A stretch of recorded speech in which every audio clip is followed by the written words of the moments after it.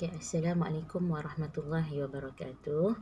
Okay, hari ini murid-murid tahun 1, awak boleh buka buku teks. Okay, ini buku teks tahun 1. Okay, Zat terkenalkan lagi sekali. Ini buku teks tahun 1. Okay, buka buku teks ni muka surat 88. Okay. Okey, dah buka semua. Muka surat 88. Okey, ini buka surat 88. Okey.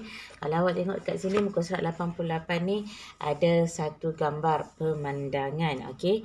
Gambar pemandangan. Okey, dalam gambar pemandangan ni awak akan nampak ada air embun, ada air salji yang kat hujung sana tu yang gambar macam gunung yang sejuk tu. Kemudian ada titisan air hujan.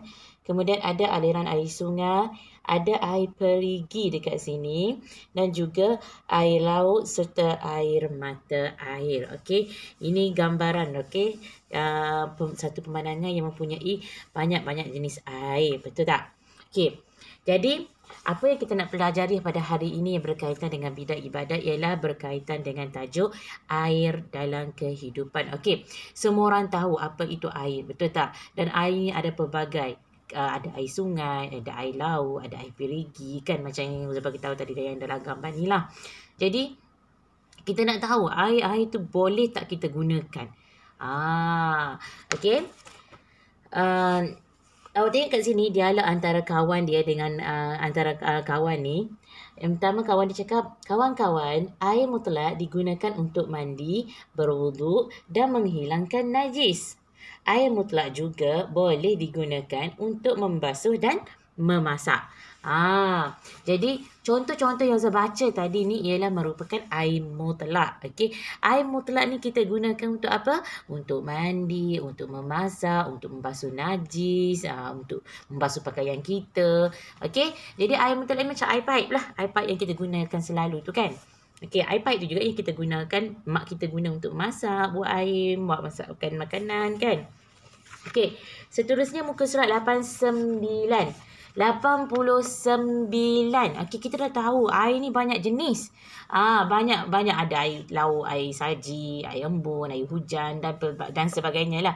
Jadi, dalam Islam, air-air ini dikategorikan kepada beberapa jenis. Okey, jadi kita nak tahu apa jenis-jenis air. Okey. Jenis-jenis air ada 3. Kalau awak tengok muka surat 89, ini dinyatakan 3 jenis air yang ada dalam Islam. Okey. Minta maaf, bukan 3 ya. Ada 4 jenis air yang ajar oleh Islam. Okey. Antaranya ialah yang pertama. Okey. Yang pertama, yang warna hijau ni ialah air mutlak. Air yang biasa kita guna yang air pipe tu. Okay, apa itu air mutlak? Dia bagi tahu, air mutlak ialah air yang kekal dengan sifat asal kejadiannya sebagaimana yang diciptakan. Air mutlak ni dia kekal sifat dia sebagaimana yang diciptakan. Maknanya macam contohnya, air sungai. Allah dah ciptakan warna air sungai macam tu. Jadi macam tu, itu ialah air mutlak. Air laut warna kita nampak, bila kita ambil nampak jernih kan. Jadi itu air apa warna asal air tu. Jadi itu asal ciptaan dan ianya kekal, tidak berubah. Tidak kita ambil air tu yang warna jernih tiba-tiba jadi merah, bukan. Okey. Jadi air mutlak ni air yang kekal sifatnya. Okey, daripada asal penciptaannya lah. Kemudian air mutlak ni juga ialah air yang suci dan menyucikan. Okey. Okey. Dia beritahu kat sini, ada air mutlak yang bercampur dengan sesuatu yang suci sehingga berubah warna, bau serta rasa. Contohnya air kopi dan air sabun. Ada juga air mutlak, air yang suci dan bersih, yang asalnya warna lain. Tiba-tiba dia bercampur dengan benda lain, dia jadi warna lain, dia berubah warna, berubah bau, berubah rasa. Contohnya air lah. Kan? Air pipe, kita guna air pipe, kita masak ataupun guna kowe ataupun guna apa-apa penapis air. Okay, warna asalnya ialah warna jernih. Bila kita letak pewarna ke, letak sebut teh ke, sebut kopi ke, warna tu, air tu jadi berubah. Jadi warna koko lah, jadi warna coklat lah, jadi warna hitam lah, jadi warna merah, warna orange, warna biru lah, kan. Tapi air tu masih lagi suci. Boleh kita minum. Itu maksudnya. Tapi itu juga dinamakan air mutlak. Okey. Tapi sesuai ke air yang dibancuh yang digunakan untuk minum tu untuk membasuh? Itu ya. Jadi air mutlak ni ialah kita untuk masak, untuk membasuh. Okey. Kemudian yang kedua ialah dalam kotak biru ni ialah air musyammas. Air musyammas. Apalah pula ustazah air musyammas? Tak ada air mutlak. Yang ni yang kedua ni air musyammas. Okey. Awak tengok yang dalam kotak biru ni, air musyammas ialah air dalam bekas yang boleh berkarat dan terdedah di bawah matahari yang sangat terik di negara bercuaca panas. Makruh menggunakannya pada tubuh badan. Okey. Jadi air musyammas ni ialah air yang mana berada di dalam bekas yang mudah berkarat dan terdedah di bawah cahaya matahari di negara yang mana cuacanya sangat panas. Contohnya negara di padang pasir lah, di negara-negara di Timur Tengah, Arab Saudi ke Mesir ke Mekah ke kan negara-negara sana kan ialah negara yang bercuaca panas. Jadi bila air berada dalam bekas yang mudah berkarat, maka dan air tu terdedah kepada cahaya matahari. Jadi air tu kan jadi panas kan. Macam contohnya kita letak air dalam satu tin yang besar, kita pun letak tin kan mudah berkarat. Mudah berkarat, kita letak di bawah cahaya matahari kan lama-lama kan panas air tu. Jadi bila air tu dah jadi panas macam tu, kita panggil air musyammas. Okey, air yang terdedah kepada cahaya matahari yang berada dalam bekas yang berkarat, maka makruh air itu digunakan untuk anggota badan. Sebab mungkin ia boleh memudaratkan lah. Sebabnya salah satu faktornya sebab berada dalam bekas yang berkarat. Okey. Seterusnya. Tapi awak kena ingat, air musyammas ni air yang suci dan lagi menyucikan juga. Cuma dia makruh untuk digunakan pada anggota badan. Okey. Seterusnya ialah ni yang warna pink. Air mustakmal. Apa itu air mustakmal? Aduh, ustazah dah pening dah. Tadi air mutlak, lepas tu air musyammas, sekarang ni air mustakmal pula. Okey, apa itu air mustakmal? Kalau awak tengok gambar ni, dia ambil wuduk kan.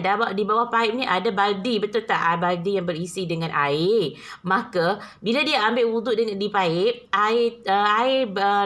air hasil daripada wuduk dia terjatuh masuk dalam air yang berada dalam baldi. Itu yang dinamakan air mustakmal. Air yang berada dalam baldi ni ialah air mustakmal.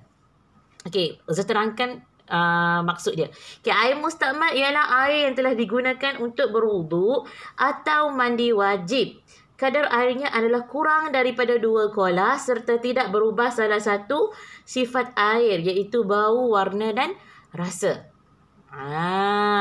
Jadi air mustakmal ni ialah air yang telah digunakan untuk berwuduk dan mandi wajib. Kadar airnya ialah kurang. Airnya ialah kurang daripada 2 kolah. Kalau lebih daripada 2 kolah tak ada masalah. Ini kurang daripada 2 kolah. Mana baldi? Kalau baldi itu ialah kurang daripada 2 kolah, maka hukumnya apa? Bukan hukum lah. Maksudnya di situ ialah air itu adalah air mustakmal. Dan syaratnya juga dahlah kurang daripada 2 kolah kan. Dan ianya berubah. Air itu tidak berubah dari segi sifat asalnya, iaitu dari segi bau, warna dan juga rasa. Contohnya tadilah kita ambil air wuduk tu masuk dalam baldi yang ada air. Jadi air dalam baldi tu ada berubah tak warna? Tak ada kan? Ke ada orang ambil wuduk tiba-tiba turun air daripada wuduk dia tu jadi merah? Tak ada kan? Okey, seterusnya rasa. Ada berubah ke tiba-tiba jadi manis? Tak juga kan? Okey, dari segi bau, ada berubah tak bau tiba-tiba jadi wangi ataupun jadi busuk? Tak juga kan? Okey. Jadi bila tak berubah benda tu, tapi ia hasil daripada mandi wajib ataupun ambil wuduk, maka air itu ialah air mustakmal, iaitu air yang telah digunakan. Okey. Kemudian air yang terakhir yang dalam kotak yang warna orange merah macam tu, iaitu air mutanajis. Okey, air mutanajis. Dah bunyi dah perkataan mutanajis. Maksudnya air yang terkena najis lah. Okey, air ni ialah air yang kurang daripada 2 kolah. Kurang daripada 2 kolah. Maksudnya 1 baldi ke 2 baldi ke, kurang daripada 2 kolah. Dimasuki najis ke dalamnya walaupun tidak mengubah sifat air. Dia satu baldi, contohnya masuk tahi cicak. Bila masuk tahi cicak dalam baldi tu, air dalam baldi tu berubah tak air dia? Tak juga kan. Bau pun tak berubah, rasa pun tak berubah. Tapi ianya tetap air mutanajis. Sebabnya air tu telah dimasuki najis. Okey. Seterusnya, lebih daripada 2 kolah. Kalau lebih daripada 2 kolah, dimasuki najis ke dalamnya dan mengubah sifat air. Kalau lebih daripada 2 kolah, bila masuk najis dan warna tu berubah. Rasa pun berubah. Color dia punya bau pun berubah, maka air itu dinamakan air mutanajis. Okey, tapi kalau contohnya air tu 2 kolah masuk tahi cicak, satu je tahi cicak, tapi air tu tak berubah, tak ada masalah. Okey, tapi kalau lebih daripada 2 kolah dia berubah color, contohnya masuk tahi lembu, dah berubah dah warna, rasa dan bau. Jadi air itu ialah dalam kategori air mutanajis. Okey. Jadi itu 4 perkara berkaitan 4 jenis air dalam Islam, iaitu yang pertama air mutlak, air yang biasa kita gunakan untuk mandi, untuk minum, untuk memasak. Okey, yang mana air itu dia kekal dengan sifat asalnya.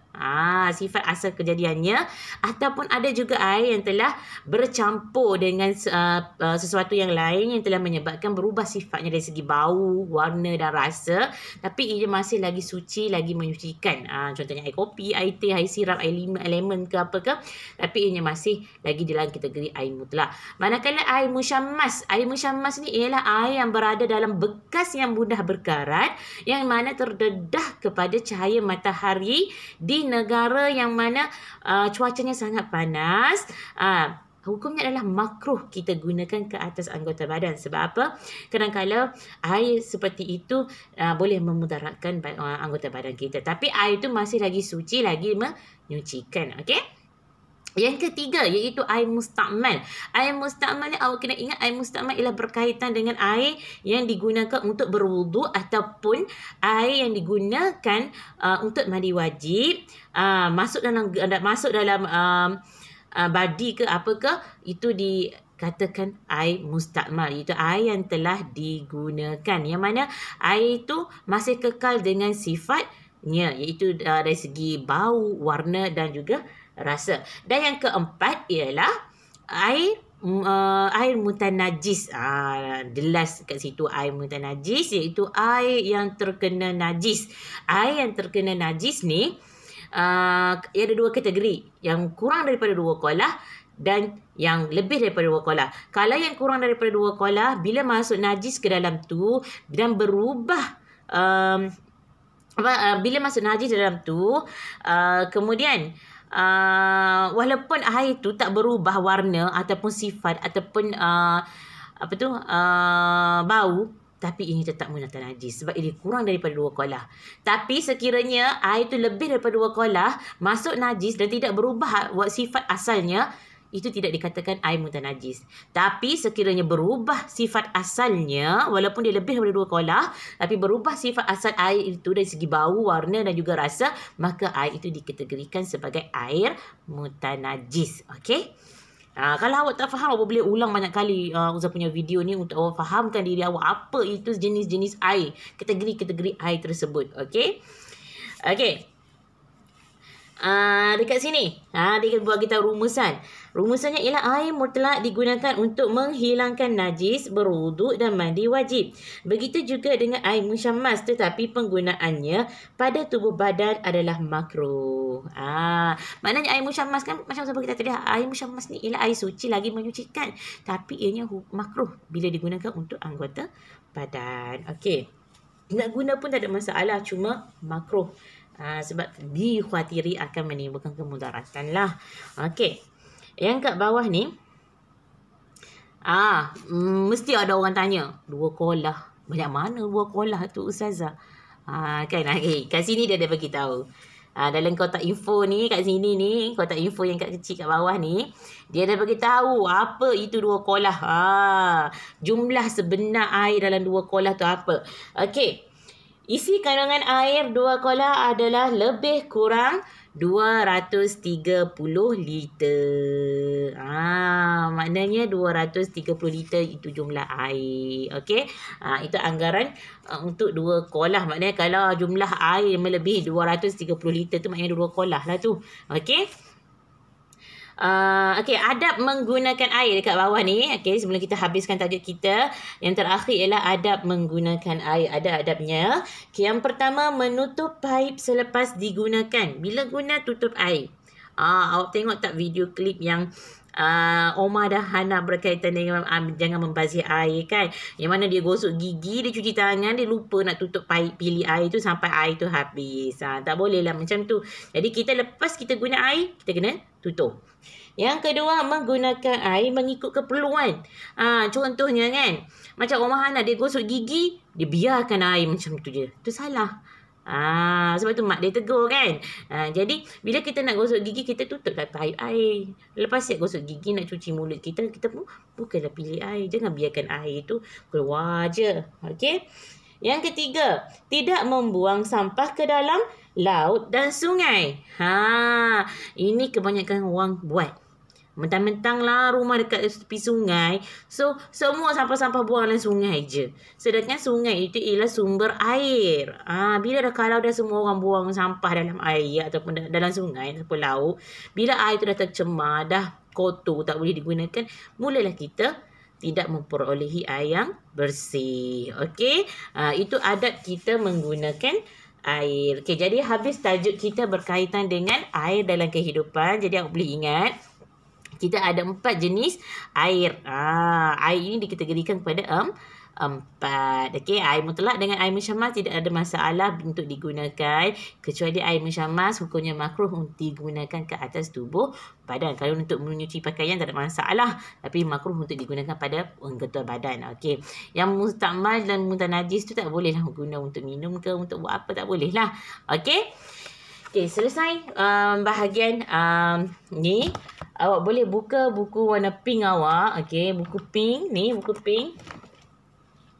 Okey, buku pink ni ialah buku aktiviti ya. Ibu bapa boleh tak boleh tunjuk dekat anak. Ini buku aktiviti pendidikan Islam warna pink. Okey, berkaitan dengan tajuk yang saya ajar tadi, boleh buka muka surat